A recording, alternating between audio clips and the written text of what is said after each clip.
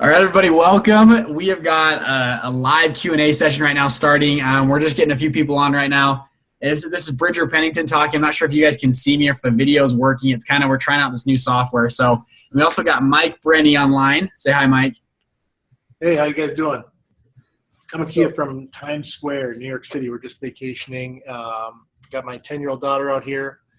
Every time my kids turn 10, we like to take them on a trip. So this one got to go to New York City. So this is going to be a little impromptu, but hopefully still informative and worthwhile.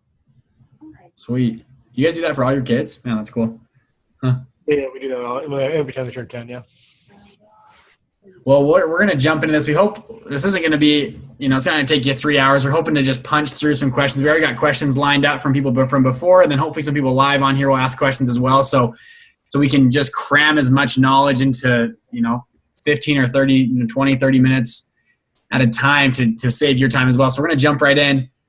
We've got a question from John in North Carolina. So John is redoing, he's redoing hey Mike, I'm redoing a kitchen.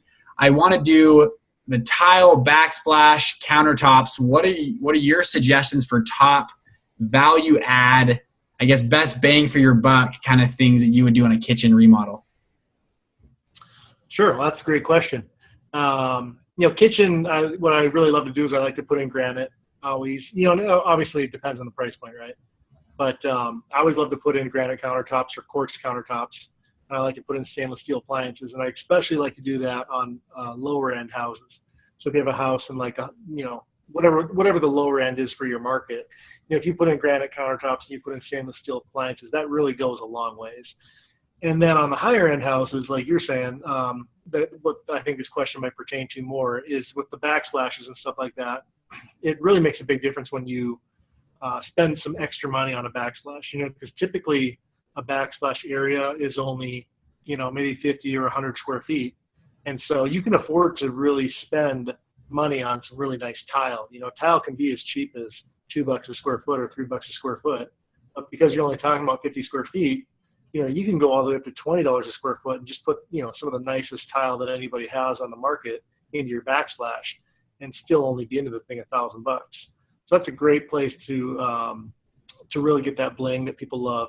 I don't love replacing cabinets unless I have to, because, it's one of those things where people kind of expect the cabinets to work. On higher end houses, upper end houses, replacing the cabinets is going to be more important. On the lower end houses, I really like painting my cabinets. So we paint the cabinets, and then I have my guys put this lacquer finish on them that makes them fairly durable. And it's just a great way to, when people started doing cabinets a couple of years ago and like the whites and the grays, that was just like such a blessing, because it was just like somebody just gave you a free $2,000, $3,000, $4,000, because now all of a sudden you could paint the cabinets and put that lacquer finish on there and turn, wood cabinets into a white or a gray look instead of having to put in all new cabinets. And so, painting the cabinets, putting in granite, putting in stainless steel appliances, putting in a really flashy backsplash, that is the best place where you're going to get the return for your dollar. Interesting. So you do just the flashy bling stuff. Yes, I'm following up on the question, but yeah. So cabinets not flashy. Kitchens are a big deal then, and that is really one of the main places that sells a house. Mm-hmm. And so then kitchen designs they do change, and so what's going on right now with kitchens, where you're seeing people having different colors in their cabinets. They're doing the blues, and they're doing the real dark blues, or even the dark greens, the whites and the grays. If you have cabinets in there that look decent but they're wood, you can paint those and get that look that everybody wants right now. And then quartz is actually I'm actually doing quartz now instead of granite, even though granite's not bad. But quartz isn't that much more. You're talking like $6 to $10 a square foot more for quartz. And it kind of has that more modern look to it. I always put in a really flashy backsplash, just because it's a small space and it's a great way to get fantastic bang for your buck. And I always put in stainless steel appliances regardless. And then the nicer the house, obviously the nicer the appliance brand is going to have to be. but they got to be, you know, just a nice stainless steel new appliance, and it's just a fantastic way to give a house a great polished finish and to get excellent value. Awesome. Okay, let's go to our next question. So we've got Jessica. She's from Michigan. She's asking about, so I'll just read the question to you. She says, "Hey, Mike, I'm redoing the outside of an older house. What type of I guess, well, she kind of phrased it. What kind of style do you like to use on the outside of the house? Contemporary? Do you like to use kind of an old-fashioned kind of look, or a shake, or a barn style? What kind of style do you like to use on the outside of a house on the remodel of the outside?" Great. That's not a good question, man. I like to use a style that's consistent with the neighborhood. So I'm not trying to reinvent the wheel. I'm not trying to put in something crazy into a neighborhood that isn't already there. I like to go around and I like to see what's in the neighborhood. I like to put in a look that's consistent with that in nicer neighborhoods. You know, again, in a lower end house, that's going to be a little bit different. But in a nicer neighborhood, I wanted to kind of look and see what everybody else is doing. You know, I do a lot of flipping in a neighborhood in Utah that is about 100 years old. You know, so it has those older bungalows, those brick bungalows that have, you know, great curb appeal. And so I pay a lot of attention to the curb appeal and to the style of the neighborhood. And I want to have something that's consistent with that. You know, the house that I live in right now, you know, look, I've lived there for a long time. And I remember moving into my house, and one guy in my neighborhood built this bizarre house. And it's drove me crazy for, you know, over 10 years, just having to look at this house that just doesn't fit into my neighborhood. So it does make a big difference if you're really sticking out. Not necessarily that you don't want to go out and do something really cool, right? Like there's a lot of modern finishes right now where people are doing horizontal planking or vertical planking, which looks awesome. But you know, you want to kind of stay consistent with what's going on in your neighborhood, or else, you know, if you get it wrong, you're going to stick out like a sore thumb. You know, we're not, again, as house flippers, we're not trying to reinvent the wheel or anything. We're just trying to, you know, make the house as marketable as possible and get it back up on the market quickly and get it sold, you know, for a nice profit. And so I like to try to stick with whatever's going on in the neighborhood. And then, you know, if you're looking at the newer styles, though, you know, like you're saying, you know, some of the stuff she was talking about is pretty much right on line with what people are doing nowadays. You know, the shaker look and the horizontal wood planking on the outside, you know, the white and the black is really big right now. I don't know if you've seen that, but the white-black contrast, you know, where you know, you got the black soffit, fascia, roof, gutters, stuff like that, and then the white stucco or the white look on the outside of the house. One of the things that I do like to do, kind of a little thing that I like to do personally, I've been putting in glass garage doors in a lot of my houses. It's not that much money. I mean, it's definitely way more money than what a normal garage door costs. But again, when you're talking about a normal garage door costing $1,000 and a glass garage door costing $3,000, you're not talking about breaking the bank, right? But yet you're changing, you know, the exterior look of the house in a significant way for not that much money. So I really like the glass garage door look when it's appropriate. You know, when I'm in a neighborhood where I can pull it off. But a really cost-effective way to make the exterior of a house pop. And are those the glass? I guess the glass garage. You said they're called glass garages, right? That's just the see-through. It's like it's kind of see-through, right? I don't. Is that what it is, right? You can do all kinds of different glass on it, man. You can do see-through glass. You can do fog glass. You can do glass that looks like it's black. Okay. You can do all kinds of different finishes on the glass. The guy that I got, you know, and you know, we've called around, man. We've gone to a couple different places, and I finally found the guy that I really like. It's really customer service oriented. And I went down to a shop. I checked out all those different colors, all the different glass finishes they can do. You know, how it affects the price, how it affects the lead time when he orders these things. And so I like, you know, just a little tip that I give people. You know, glass garage doors. If the neighborhood warrants it, it really is a cool way to get a little extra curb appeal on your house. Really cool. Well, let's move on to the next question. And Mike, you can probably see some questions on your end too, so sure. you can siphon through them if you want. But let's see. So I got this one. So someone's asking about staging the house. So when staging the house, do you buy the furniture yourself? Do you is that part of the purchase price, or do you hire somebody else or somehow contract that out? What do you do to stage a house when you're marketing and selling it? Is that important to do? Have you seen a lot of value from doing it? Yeah. Really important. So the research is in, the data is in on staging a house. You definitely get excellent return for staging your house. But you don't want to overspend on it, right? So what I would recommend for people that are starting off in the house flipping business is to go with kind of a flat fee staging company. What I pay, just to kind of throw a number out there, I pay about $1,500 per house, and people come in and they stage the house for $1,500. It's a flat fee; they get paid when the house closes, and for $1,500, you're seeing a significant return on that investment. I always stage houses. It just kind of takes away, some of the objections that people might have when they come in, some of the little defects that people might see, and it just gives a house a much more warm feel to it. I highly recommend staging houses, and I recommend going with a flat fee company though, because you can spend a lot of money on staging if you're not careful. You can waste a lot of money if you end up with the wrong stager. And there are stagers that will charge you an exorbitant amount of money to stage a house. So I recommend looking for a flat fee stager, somebody that specializes kind of with house flippers. And then after you get going, which is after you've flipped a number of houses, then at that point in time, you can look at some other options. Like now I buy all my own furniture, and my wife Genevieve is actually my house stager, and she does a fantastic job in staging my houses. And I actually still pay her $1,500 flat fee, because it's kind of turned into a nice second income for her. It's just nice spending money on the side. So I think after you get going, get your own furniture. There's no reason to get your own furniture in the beginning. But absolutely in the beginning, find a flat fee staging company.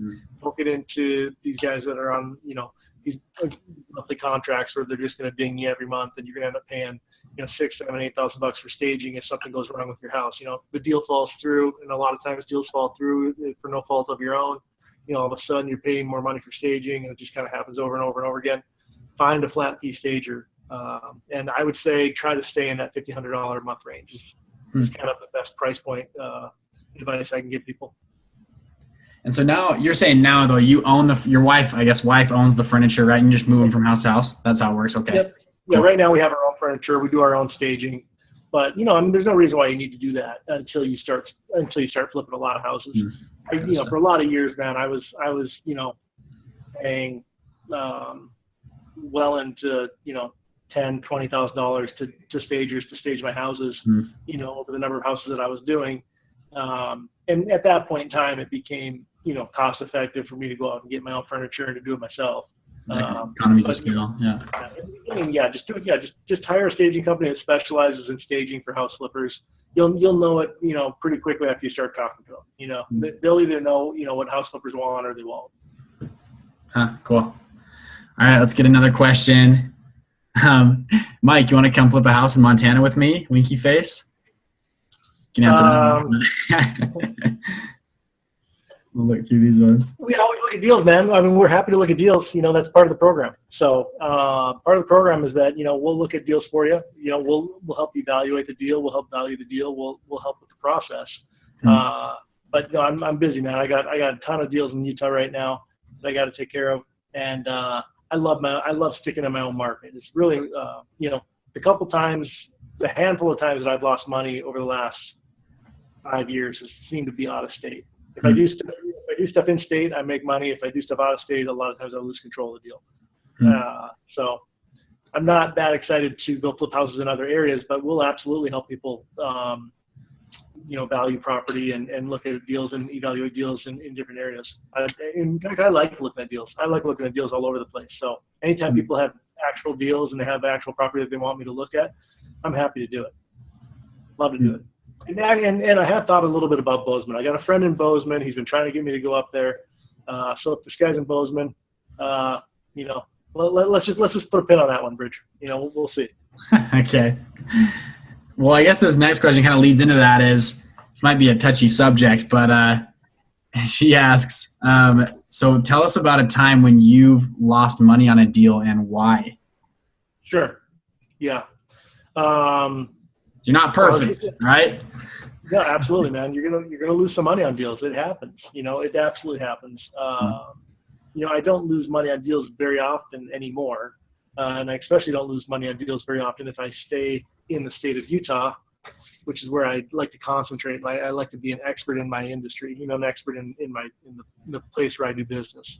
But the deal that I lost money, I think I was just in Minnesota, actually. I was just in Minnesota at our cabin. We got a family cabin. We're just on vacation there for 2 weeks, and with the kids, it was awesome. And, because I'm from Minnesota, I thought, you know what, I'm going to flip a house in Minnesota. This is maybe, I don't know, 4 or 5 years ago, probably 5 years ago. Bought it on the online auction, went out there, and it was through a guy that I went to high school with. He kind of helped me find the deal, source the deal a little bit, and was going to help me through the process. It's been a while since I've been on a high school bridger. It's over 20 years. So, I probably should have done a little more research on it, even though he's a nice guy.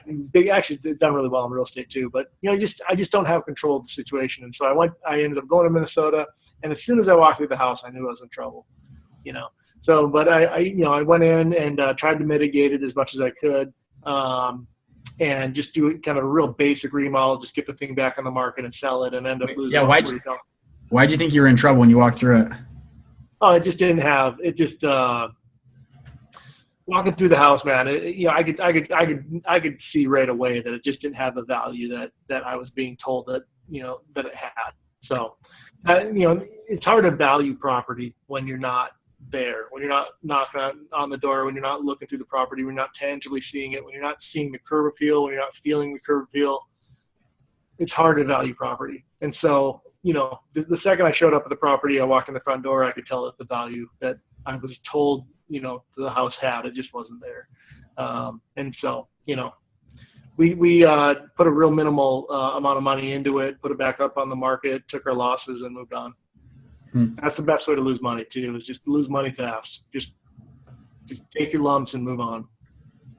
Interesting. So you'd rather just get out of the deal than try to come around and fix it or something? Yeah. I remember when I first got into house flipping, actually, little story here. We had these guys who were going to invest with us, right? And so we had done a couple deals and things had gone pretty well. And I went down to the auction. This is like the second or third deal we did with these guys. And I had valued the property, and I'm pretty good at valuing property. In fact, I think I'm one of the best at valuing property. But the other guy who I really trust in valuing property is my a longtime business partner, and we're not business partners anymore, but guy who I've been business partners with for a long time, and a good friend of mine, still to this day, really good friend of mine. And he was valuing the property too, and he had accidentally hit the historical record button when he was valuing it, and this is back in like the 2007 time. So he had pulled some data back from when the market was really hot in that 2005 through 2007 time. And so he had valued it higher. So I'm down at the auction on the phone. We were kind of rushing to get down there, and I was bidding on this property, and some of the guys down there were kind of looking at me like, what are you doing, And we ended up paying way too much for it at the auction. And same kind of thing, we went to the house afterwards, we looked at it, and we're both kind of scratching our heads like, what's going on, And we got on our laptops and we valued it again, and we both, instantly realized that we had made a mistake on it. And so we put we basically just literally put the property on the MLS and sold it, and we lost like $500 on it. And the investor that we're doing business with at the time called us up and had said, hey, we kind of felt like you guys had bought a bad property, like the second you bought it. But, we kind of, we said that we're going to, do some deals with you. And so we funded it anyway. But the fact that you guys realized that it was a bad deal and instantly sold it, it tells us, all we need to know about you guys. And they, we ended up flipping, I don't know, probably 100 houses with this investor. But, one of the things that strengthened my relationship with that investor more than anything was the fact that when we made a mistake on a deal, we just got out of the deal right away and just said, hey, we made a mistake on it. Let's get out of this deal. Let's lose some money and let's just move on. That's cool. Interesting. Yeah. Well, we don't want to keep you here all night. Maybe we do one more question, if that's good. Yeah, I got one here. I got a pretty good question here, and it's a basic question, but it's a really good one. Okay. And it's just, where's the easiest place to find a deal? I think that that's a question that everybody asks, and so I would just like to answer it, unless you got a really good one up next. But I mean, that one's good. I always like that question. So the easiest place to find a deal, I would recommend people do is I would recommend people go to the bank auction websites. And you and I had talked about that a little bit in our webinar. But they're just, we can post that for people too.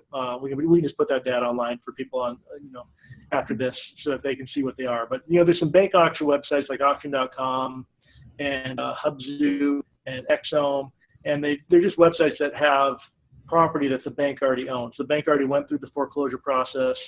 So that they're foreclosures, that the bank owns them and the bank's selling them.